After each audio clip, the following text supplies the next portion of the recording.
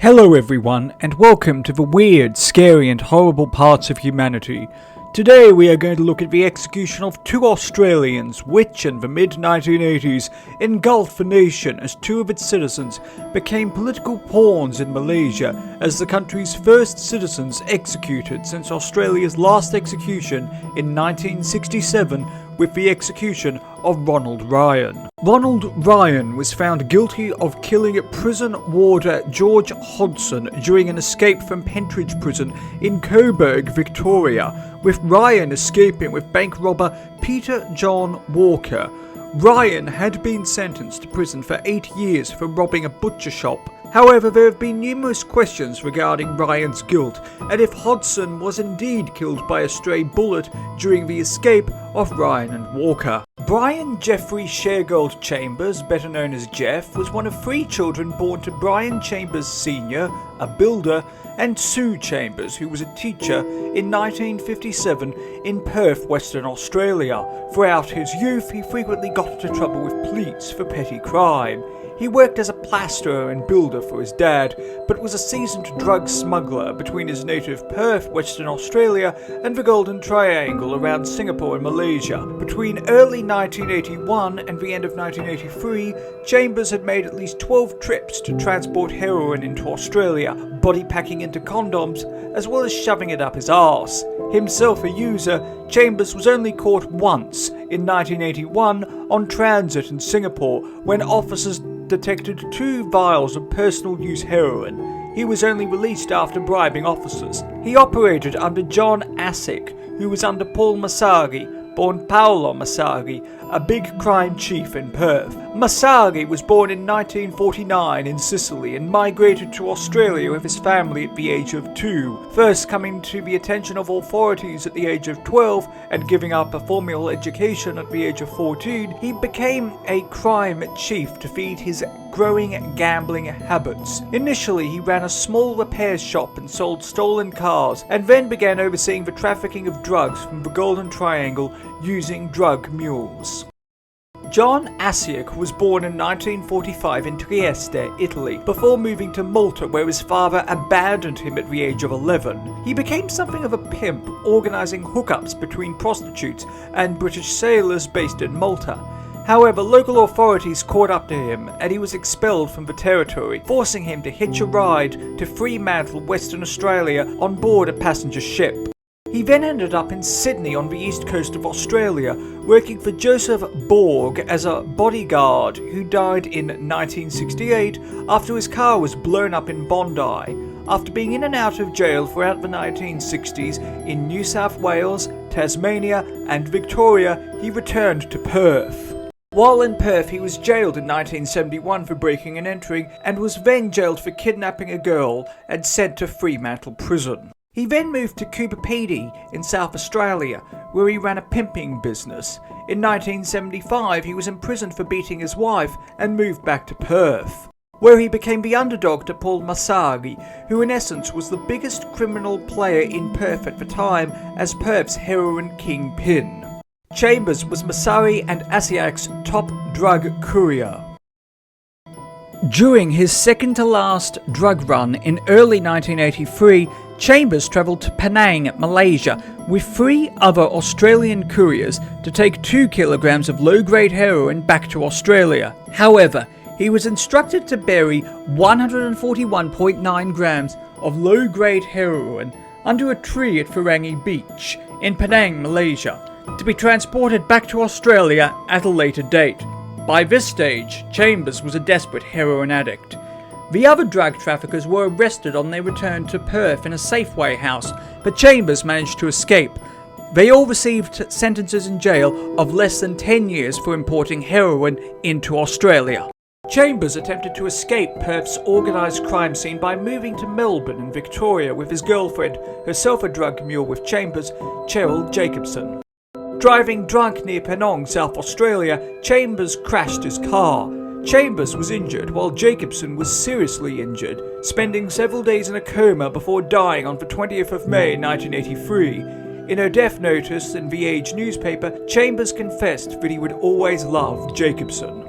Down on his luck, Chambers went back to Perth and into drug smuggling, with his next run to be organised by Asiak. Asiak spent time at his girlfriend's house, Debbie Collier Long, and learned that her live-in renter, Kevin Barlow, was himself down on his luck. Kevin John Barlow was born in 1957 in Stoke-on-Trent in the United Kingdom, one of 5 children, with his brother, Andrew, mentally handicapped after being hit by a truck at the age of 5. The son of Wilf and Barbara Barlow, his father was in the army and worked as a truck driver in the United Kingdom. At the age of 12, against his will, his family migrated as 10-pound Poms to Melbourne, Victoria, due to his sister Michelle Barlow's health, settling down in what was then Australia's 4th biggest city, Adelaide, South Australia, 1 year later due to the inclement weather in Melbourne, which was negatively affecting Michelle Barlow's health.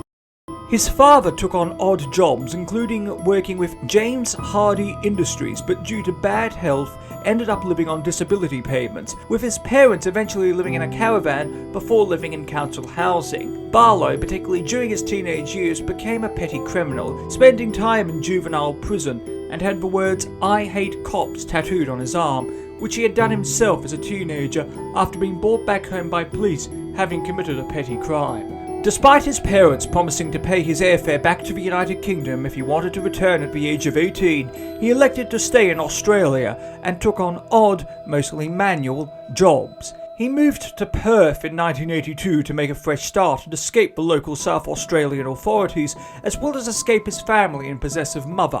He moved into a room in a house let by live-in landlady Debbie Collier Long, who was dating John Asiak at the time. Barlow injured his groin working as a welder, and having broken up with his bisexual girlfriend who had a miscarriage, creditors threatened to repossess his car as he was behind on payments. He was going through a rough patch.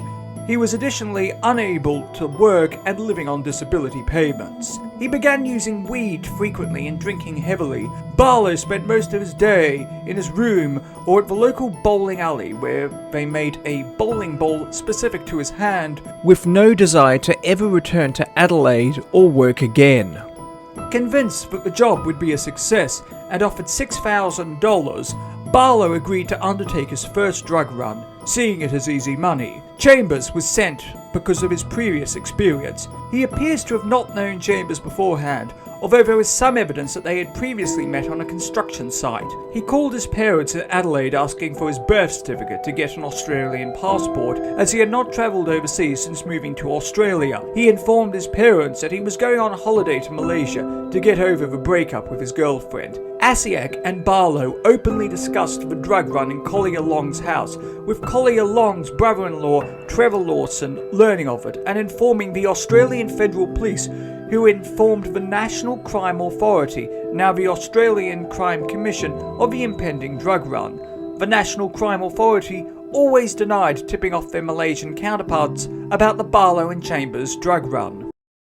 Chambers met Barlow and approved him for the drug run. Barlow was confident it would be a success based on Chambers' previous success in trafficking drugs back into Australia. In October 1983, Barlow and Chambers were ordered to travel separately, with Barlow flying directly from Perth to Singapore, having been taken to the airport by Collier Long and a friend, and cockingly talking about how the drug run would be a success and showing off his spending money, with Chambers flying separately through Sydney, New South Wales on the other side of the country to Singapore. Barlow visited prostitutes, with some of his money stolen by prostitutes while in Singapore. Both disobeyed orders by spending time together and staying in the same hotel in Singapore. After a few days in Singapore, they took the train to Kuala Lumpur, the capital of Malaysia. They spent a few days in Kuala Lumpur, arriving on the 29th of October 1983, and stayed at the Fortuna Hotel before heading by train to Penang on the 4th of November 1983. Both men went in the dead of night to dig up the 141.9 grams of heroin left on Firangi Beach. By this stage, Barlow became desperately nervous. He was already suffering from an injury as a result of a car accident in Perth. After the drugs were dug up, he started drinking heavily and began using some of the heroin. He sent a postcard back to his parents, but kept his real purpose of being in Penang a secret. Barlow and Chambers were supposed to conceal the drugs in their anuses and swallow the rest in condoms, as Chambers had done in the past. Barlow refused to do either, both because of the distaste and fear that one may burst, as well as a disgust at the idea of sticking it up his anus. As a result, Chambers relented and purchased a maroon suitcase with combination locks while in Penang, and only he knew the combination locks. Chambers placed the drugs in plastic bags, wrapped them in newspaper, and placed them in a blue toiletries bag, which went in the maroon suitcase. On the 9th of November 1983, Barlow and Chambers alighted at Bayan Lepas International Airport in Penang, with Barlow carrying the maroon suitcase and Chambers carrying Barlow's bags. With first-class tickets to Kuala Lumpur and then on to Sydney, and then a connecting flight back to Perth, Barlow passed through the luggage scanning area and was acting nervously. Chambers, who went through the luggage scanning area, joined him at the Malaysia Airlines first-class desk. As a result of Barlow's shivering and nervousness, both were questioned by authorities. Taken to an interview room, Chambers opened Barlow's bag, which didn't contain anything suspicious, but Barlow was unable to open the maroon suitcase he carried because he did not know the combination lock. Chambers relented and opened it, where the drugs were found crudely hidden in newspaper. With Chambers denying knowledge of its existence, both were arrested and shivering terribly. In the words of a National Crime Authority investigator, they were lambs to the slaughter. Chambers was a highly intelligent drug addict, and Barlow was a naive kid from down the street. It is still unknown if the National Crime Authority directly informed their Malaysian counterparts. It was alleged by Malaysian authorities that they were tipped off by an informer, as, prior to Chambers' arrest, 3 or 4 Penang drug dealers were detained and interrogated about Chambers' movements, dobbing in Chambers, which ultimately condemned both men's fate.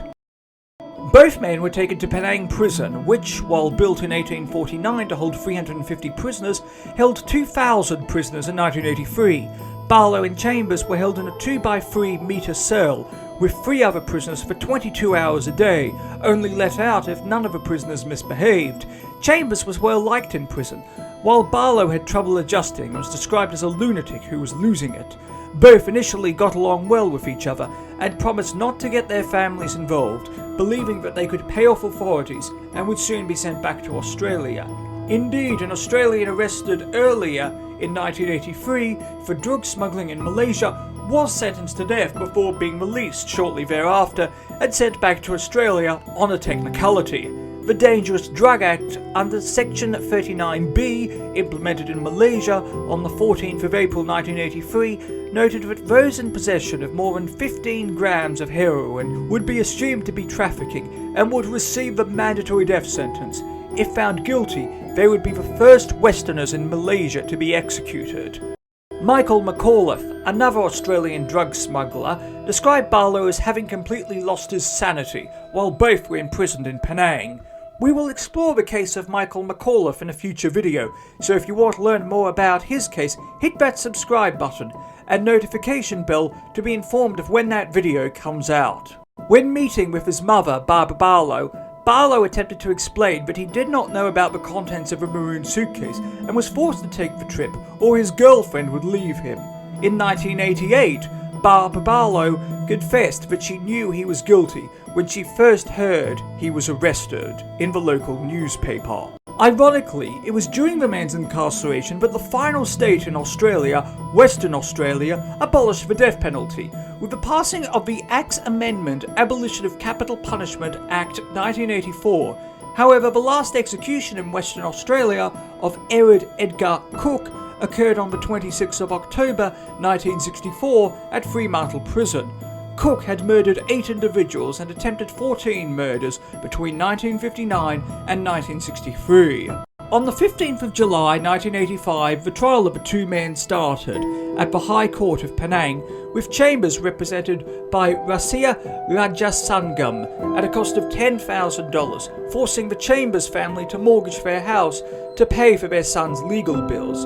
Rajasangam initially represented both men, but with the Barlow family unable to afford to pay Rajasangham's fees, Barlow was represented by pragmatic, independent politician and lawyer Kapil Singh. Both men claimed to have no knowledge of the drugs and attempted to blame each other, with Chambers' mother, Sue Chambers, telling media that the drugs had been placed in the bag by Barlow while her son was in the shower prior to leaving for the airport. Initially, both had been close, but by the time they were in court, they could barely look at each other. On the 1st of August 1985, both men were sentenced to death by hanging. On the 15th of December 1985, both were sent to Pudu prison in Kuala Lumpur for their appeal to be held by the Malaysian Supreme Court.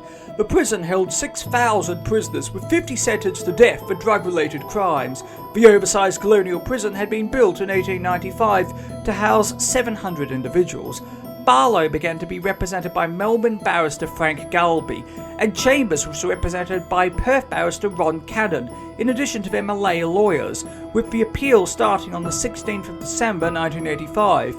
A fight broke out between Galby and Singh regarding the appeal, with Galby wanting to bring in evidence that Barlow's nervous tremor was due to his car crash in Perth, and that the police had no right to search him. Kapil Singh reminded him that on his airline ticket it was noted that police had a right to search Barlow as a result of terrorism laws. Galby was reminded not to insult Malaysian law, as it was based on British common law like Australia, and embarrassed Galby flew home the next day. Throughout his trial, Barlow was on crutches, having sustained a groin injury while in prison. On the 18th of December 1985, the Malaysian Supreme Court upheld the sentence, with Chambers bursting out in tears and weeping in the arms of a Western Catholic missionary, having commenced Bible studies while in Pudu prison. Barlow had brought his things with him, believing that he would be found innocent and sent back on the next flight to Australia. The Barlow family were unable to attend the court hearing, and were incorrectly told by a journalist at the Advertiser newspaper that while the appeal was not successful, there would be a new trial. The media were in the Barlow's house at the time and took pictures of an ecstatic Barbara and Wilf Barlow over the telephone, having been told the news, before getting another call telling them that the appeal was not successful.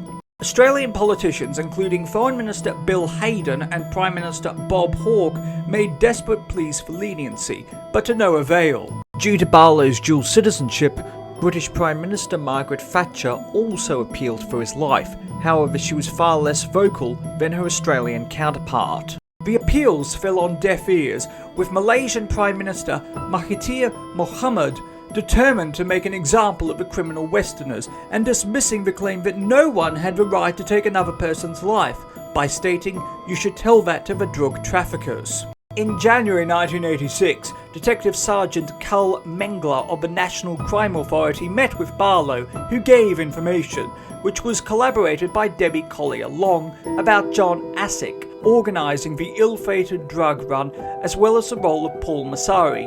Chambers refused to meet with Mengler. By this stage, Masari had been sentenced to 15 years in jail for conspiracy to traffic drugs into Australia, having been sentenced to jail in 1984 based on the original drugs sent by Chambers to Australia in early 1983.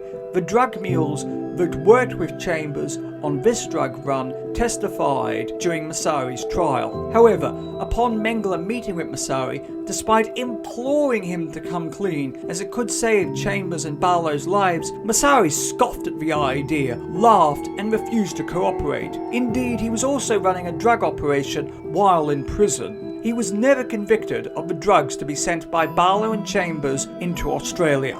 The Australian public did not feel much sympathy towards both men, with 60% of people surveyed believing that the pair should be hanged. The families of both men suffered greatly, with the Barlows forced to move council houses due to the harassing letters and phone calls that they were receiving, with Barbara Barlow suffering a heart attack as a result of this harassment, as well as her son being on death row. Throughout their time on death row, Chambers continued to use excessive heroin bought in by the corrupt guards and was sent to solitary confinement at least 3 times, while Barlow was a nervous wreck and completely besides himself. Barlow's mother described him as incredibly gaunt and unrecognisable when she saw him for the first time in 3 years in 1986. Australian media took a strong interest in the Barlow and Chambers case. Initially, the state broadcaster, the ABC, paid for Barlow's family to visit him, and also interviewed Barlow on the first edition of the ill-fated The National in 1985, with Barlow proclaiming his innocence but warning other tourists not to end up in a similar situation when travelling in Southeast Asia and not to use drugs while in the area. In June 1986, however, the ABC withdrew its support for Barlow's family due to its place as the national broadcaster, and it did not want to be seen as interfering in this international diplomatic issue or taking sides. At the last minute, in June 1986, Barbara Barlow formed an agreement with The Advertiser, an Adelaide-based South Australian newspaper, and Channel 7, who gained interviews with the Barlow family and paid for their accommodation and flights in Malaysia, staying at the Hilton, Kuala Lumpur. The network sent Adelaide newsreader Steve Whittam with a family consisting of Barbara Barlow and Barlow's sister, Michelle Barlow, and his brother, Chris Barlow, while the rest of the family remained in Adelaide. You can actually see some of Steve Whittam's reports on Getty Images.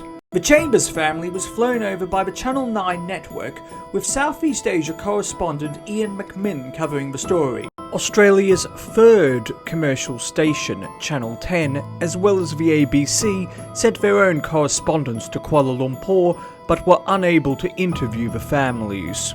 The news also attracted a lot of interest in the United Kingdom, particularly due to Barlow's dual citizenship, with the BBC sending their own correspondent to Kuala Lumpur.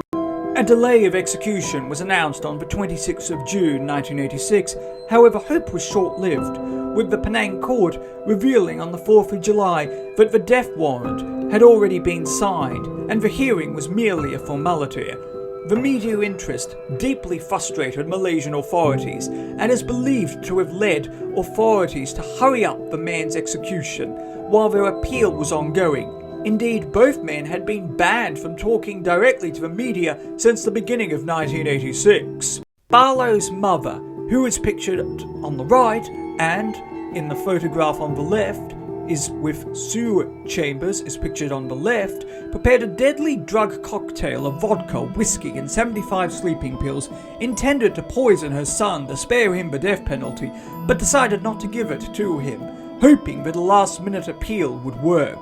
Barbara Barlow reached out to numerous world leaders, including President of the United States Ronald Reagan, Pope John Paul II, the United Nations Secretary General Kurt Waldheim, Prime Minister of the United Kingdom Margaret Thatcher, and the Queen in a desperate bid to save her son's life. She only heard back from the Queen, who passed the information to the Secretary of State for Foreign, Commonwealth and Development Affairs, Sir Geoffrey Howe, and the Pope, who passed the information onto the Archdiocese of Kuala Lumpur in a hope that the family, who were Catholic, be comforted. Both families directly appealed to the King of Malaysia, Yang di Pertuan Agong, but with the letter written in High Malay, both women accidentally confessed to their son's guilt in the appeal, with the letter stating, "Notwithstanding our son's guilt and sheer remorse for their crime." A redrafted letter by Barbara Barlow reiterated her son's innocence, but the damage was already done. Barlow's sister, Michelle Barlow, also wrote to Yang di Pertuan Agong requesting clemency. However, all of these appeals did not change what must have now seemed, after 3 years, inevitable.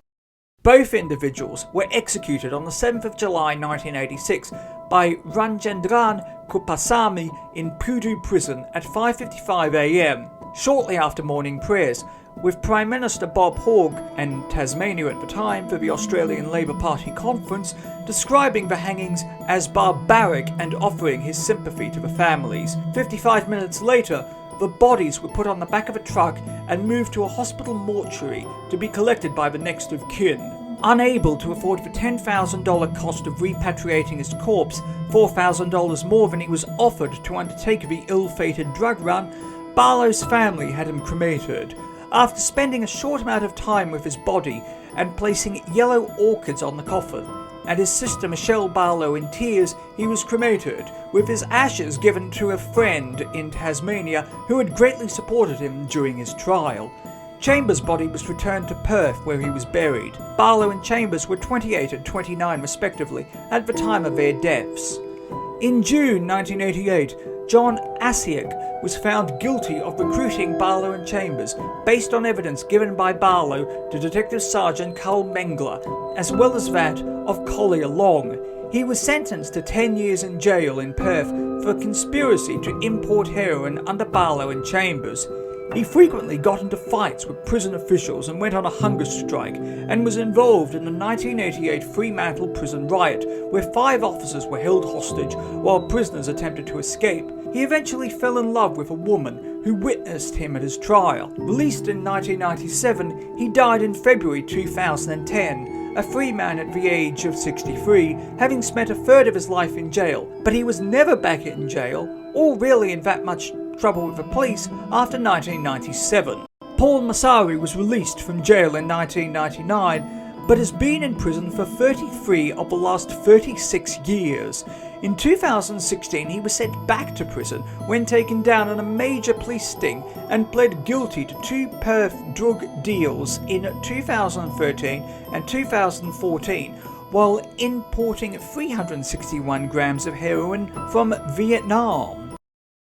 In 1987, on the Channel 7 current affairs show Terry Willisey Tonight, Collier Long would tell in an interview how Barlow was recruited by Asiak while he was lodging with her. The story of Barlow and Chambers was made into a TV movie called Dada's Death in 1988, starring Julie Christie as Barlow's mother, Hugo Weaving as Chambers, John Paulson as Kevin Barlow, and, of all people, Sarah Jessica Parker as the made-up American girlfriend of Barlow. While this did tell the story of Barlow and Chambers, it did take quite a bit of creative liberty. The 2-part miniseries was broadcast on Channel 9 in Australia, the BBC in the United Kingdom, and CBS in the United States of America. It was nominated for a 1989 Primetime Emmy for Outstanding Achievement in Music and Lyrics.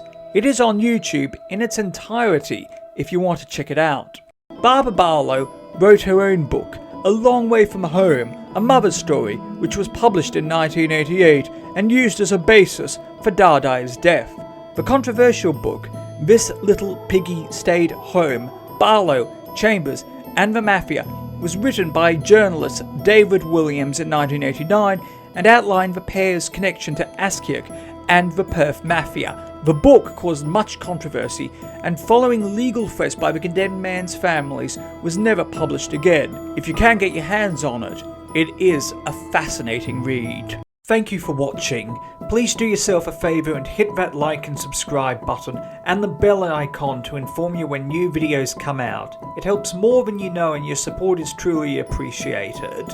You'll also be seeing 2 other videos for you to check out. Until next time, stay awesome, stay classy, be kind to everyone you meet, and have an amazing day.